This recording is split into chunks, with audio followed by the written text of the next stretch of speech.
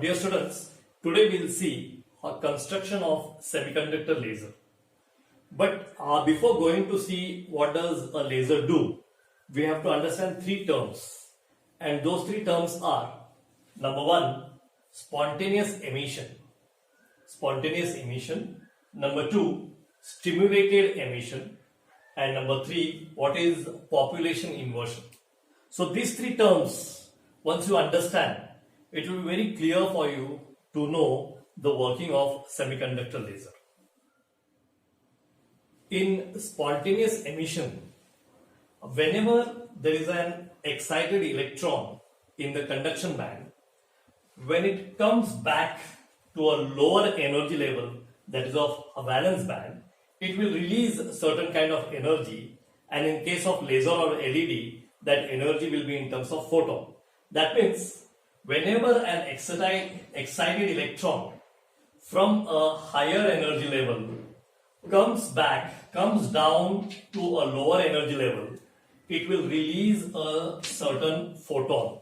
One photon will be released when one electron from a higher energy level comes to lower energy level. This is called as spontaneous emission. Spontaneous emission. Secondly, when we speak about stimulated emission, what will happen is one more photon has to hit the excited electron.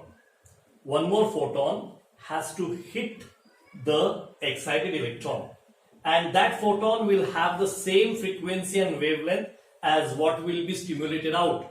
So in that case, when this photon hits the excited electron, this electron from higher energy level will come back to lower energy level in the same form as it has done in in spontaneous emission. It will release one photon, but along with this photon, the photon which had hit the electron, that also will come out.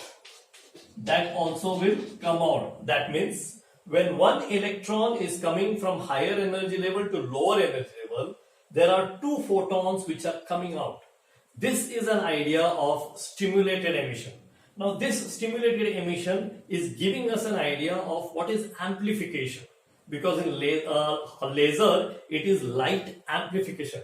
So that amplification comes into picture when one electron is working from higher energy level to lower energy level. That time two photons are released. That means light is amplified. Okay. Then the third thing is called as population inversion. In population inversion, what happens? We usually see there are many carriers in the valence band and there are less carriers in the conduction band.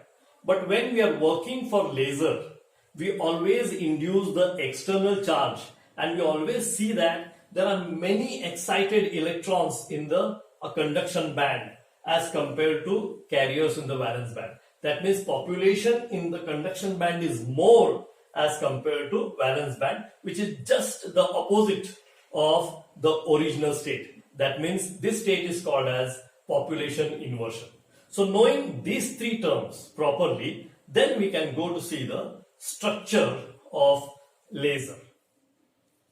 So here students, we see the structure of laser. The full form of laser is light amplification by stimulated emission of radiation. So here, these are the layers what we have shown here. Now in these layers, if you see, the top part is called as anode, the down part is called as cathode. There is a p-type layer here, and below that there is a stronger p-type layer, which is p-type gallium arsenide, and below that there is n-type layer, which is aluminium gallium arsenide, and in between this p-type and n-type we have a junction here. This junction will be the active layer. That is the layer which is very important for the working of laser. Okay. Apart from this, here we have a reflecting mirror, which is completely reflecting mirror. There is no transmissive section in that. It is completely reflecting. And here we are having partially reflecting mirror. That means from where a light can come out. So there we have also shown light output. Okay. So the starting point when we forward bias this diode, the first phenomena what takes place, will be spontaneous emission of electrons. That means whenever an electron from higher energy level comes to a lower energy level, from conduction band to valence band, it will release a photon. It will release a photon. Now that photon is released in any direction, as we see in the case of LED. So here also in this junction section, which is the active layer, that photon will be released. But that photon will come and hit this surface, will hit that surface, and it will be hitting the surfaces till it comes out. But before it comes out, when it is hitting the surfaces, that photon can also hit one more excited electron. If that photon hits one more excited electron, then that gives you the phenomena of stimulated emission, where the output will be the photon which has hit the electron, that will also come out, and another photon which has come from spontaneous emission, that will also come out. That means two photons will come when one electron has come down.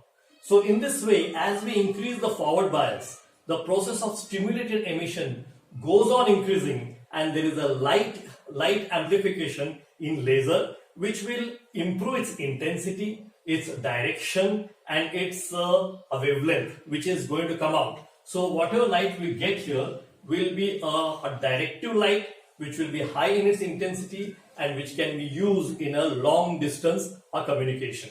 So in this way, by knowing the three terms, what is spontaneous emission and what is stimulated emission and what is population inversion, we can explain what happens in the junction of a PN for laser when it is forward biased.